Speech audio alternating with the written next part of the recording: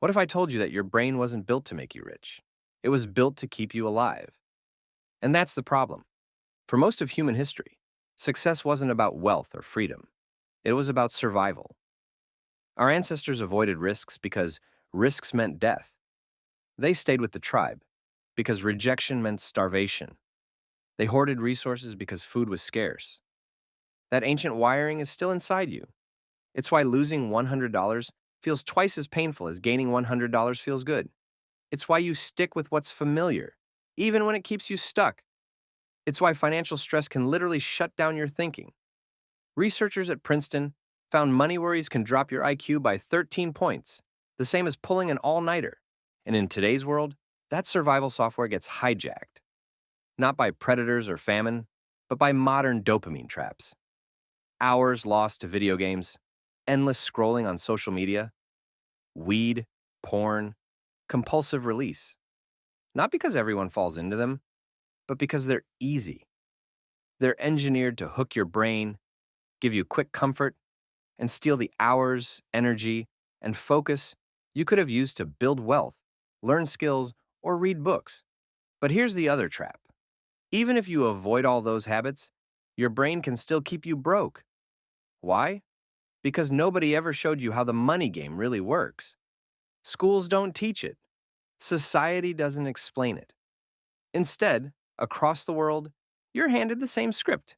Go to school, get good grades, find a safe job, work hard, save a little, retire when you're old. It sounds responsible, it sounds safe. But it's not designed to make you wealthy. It's designed to make you obedient, predictable, and just comfortable enough to keep playing. So, whether you're stuck in distraction or simply stuck in confusion, the outcome is the same. Your brain is running survival software, not wealth software. And unless you upgrade it, you'll keep repeating the same patterns. Work harder, save a little, play it safe, and wonder why freedom never arrives. The habit trap and propaganda. If your brain is the software, then habits are the code it runs every single day. Your future isn't shaped by what you do once in a while. It's shaped by what you do repeatedly, often without even thinking about it. And that's the trap most people fall into. Tiny habits, repeated daily, that waste years of potential. Reaching for your phone first thing in the morning, hours lost to video games or scrolling feeds, numbing out with weed, porn, or compulsive release. Spending money for comfort instead of investing it for growth. None of these look dangerous in the moment, but compounded over months, then years, they rewire your brain. They train you to crave quick dopamine instead of delayed gratification, comfort instead of challenge, consumption instead of creation. The wealthy build different habits. They feed their minds with knowledge instead of endless entertainment. They read books, they track their money. They ask better questions like, how can I afford this? Instead of, I can't afford it. They create systems that work for them instead of numbing their time away. But habits don't form in isolation. They're reinforced by culture, by the stories you hear, by the systems around you. Psychology that keeps you poor. So far, we've seen how your brain's survival wiring, your daily habits, and even society's propaganda all shape how you see money. But here's the deeper truth. Your brain itself is biased against wealth. One of the strongest examples is loss aversion. Studies show that losing $100 feels about twice as painful as gaining $100 feels good. And then there's scarcity psychology. Research shows financial stress can literally drop your IQ by 13 points. That's like trying to play chess while half asleep. So what happens? The poor in scarcity mode say, I'll take the safe paycheck. I'll wait until next year. I'll play it safe. The wealthy, even when they start with nothing, say, how can I turn this $100 into $200? They think in terms of multiplication, not protection. The difference isn't IQ. It isn't hustle. It's psychology. One brain is stuck in survival mode. The other brain is trained for freedom, making decisions based on growth, leverage, and long-term vision. And the good news? This isn't fixed. The same brain that wastes hours scrolling can learn to read books. Steps to begin. Here's how to start today. Step 1. Reprogram your mind. The first step isn't money, it's mindset. Feed your brain with the right software. Read books, study money, learn how systems work. Warren Buffett once said he spends 5 to 6 hours a day reading. Why? Because books compress decades of experience into hours. Every book you finish is a shortcut around mistakes you might have made on your own. Instead of spending 3 hours scrolling tonight, pick up a copy of Rich Dad, Poor Dad or The Psychology of Money.